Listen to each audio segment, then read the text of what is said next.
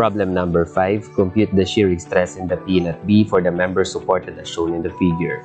The pin diameter is 20 mm. So, yung pin na tinutukoy dito sa point B is this pin here. Ito siya. Yung kinulayan ko ng red. And the diameter of this pin is 20 mm. So this is showing the pin at point B. So first thing that we are going to do is to compute for the reaction at point B in order for us to determine the force acting at the pin.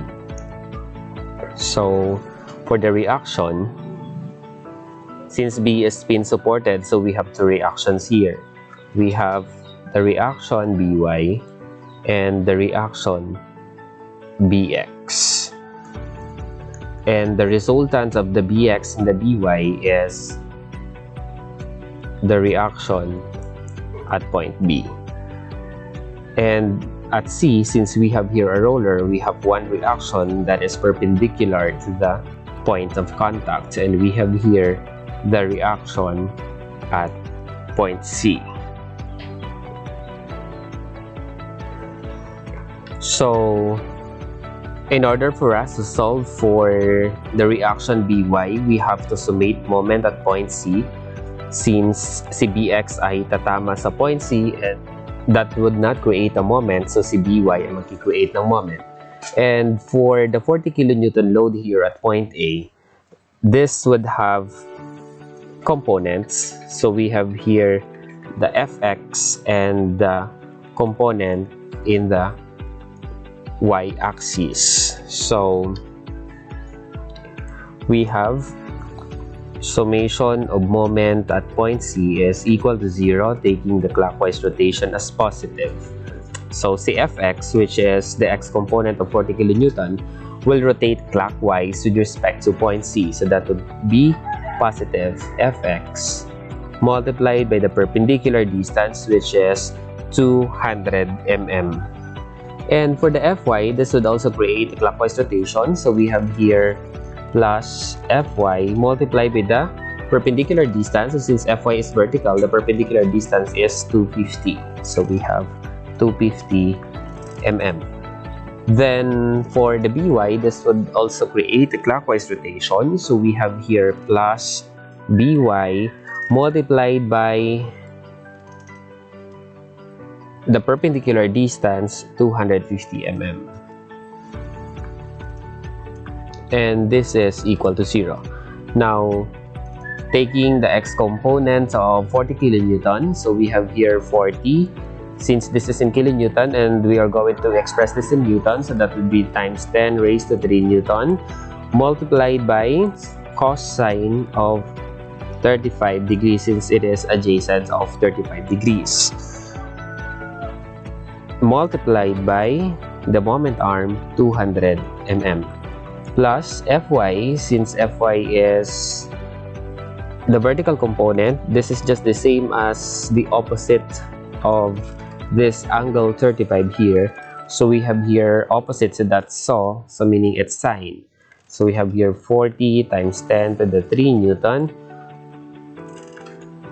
sine of 35 degrees multiplied by the moment arm, which is 250 mm, plus By times 250 mm is equal to 0. So computing for the value of By, and we have here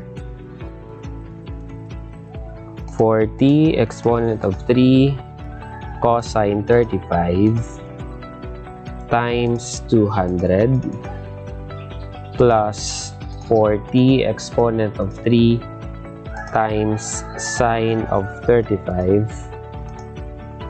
times 250 plus x times 250 is equal to 0.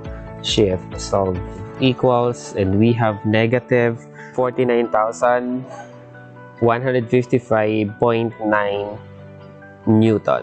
So, since we have negative answer here, ibig sabihin mali yung assumption natin that By is directed upward, siya ay directed downward. So, we have here, iti-take natin yung positive no, na sagot, and that's 49155, 49155.9 Newton.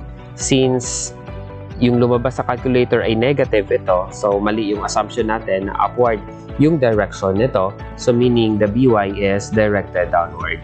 No, so there is nothing wrong with your assumption, no? So kasi we will arrive in the same answer, so ma-determine pa rin natin yung magnitude. Ang nangyari lang, pag mali yung assumption natin, nagiging negative lang siya. So what we are going to do is kontrahin lang natin yung sign. So sabi nga, okay lang mag-assume pero never mag-expect.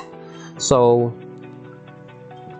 in order for us to solve for the value of Bx, so we have summation of forces horizontal is equal to 0, taking the direction to the right as positive.